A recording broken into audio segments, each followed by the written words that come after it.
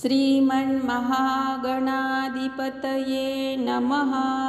श्रीकुलदेवताभ्यो नमः। श्रीगुरुभ्यो नमः। जागृत होई आत्मय रामा, अनामा सचित सुख धन धामा। गुरुर साक्षात् परब्रह्म, अखिल व्यापुनी उरलासी। ओंकारे तुझ सत ओळखती, दीप्तिरूप अससी गायत्री। अनंत नारायण यदुपती, जन उद्धरती या नामे। जागृत होई आत्मय रामा, अनामा सचित सुख धन धामा। गुरुर साक्षात् परब्रह्म, अखिल व्यापुनी उरलासी। जगत अनादि खेळ सुरू झाला, अहम ज्ञान जीवा भ्रम झाला। विसरून गेला स्वस्वरूपाला, षड्रूप संख्ये सुख दुःखी। जागृत होई आत्मय रामा, अनामा सचित सुख धन धामा।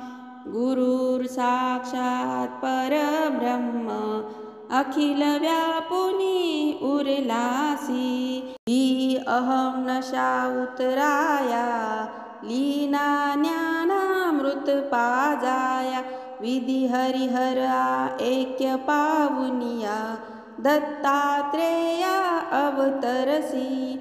जागृत होई आत्मया रामा, अनामा सचित सुख धन धामा। गुरुर साक्षात् परब्रह्म, अखिल व्यापुनी उरलासी। पाहुनिया दुर्मन दुर्बल जना, कळवळूनी ये प्रेमाचा पाहना। स्वामी समर्थ सद्गुरु राणा, माय आम्हा हृदयी धरसी।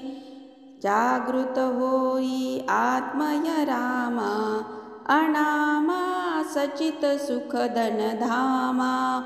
गुरुर साक्षात् परब्रह्म, अखिल व्यापुनी उरलासी। माये प्रेमे जागृत केले, शुद्धेने लेकरू व्याकुळ झाले। पाहना चोरीशी तुझ नभले, भ्रांती द्वैत विस्मृती नाशी। जागृत होई आत्मया रामा, अनामा सचित सुख धन धामा। गुरुर साक्षात् परब्रह्म, अखिल व्यापुनी उरलासी। ब्रह्मानंदं परमसुखदं, केवलं ज्ञानमूर्ति। द्वन्द्वातीतं गगनसदृशं, तत्त्वमस्यादिलक्ष्यम्। एकं नित्यं विमलमचलं, सर्वधी साक्षिभूतं। भावातीतं त्रिगुणरहितं, सद्गुरुं तं नमामि। गुरुर्ब्रह्मा गुरुर्विष्णु, गुरुर्देवो महेश्वरा। गुरुर्साक्षात् परब्रह्म, तस्मै श्री गुरुवे नमः। श्री स्वामी समर्थ महाराज की जय।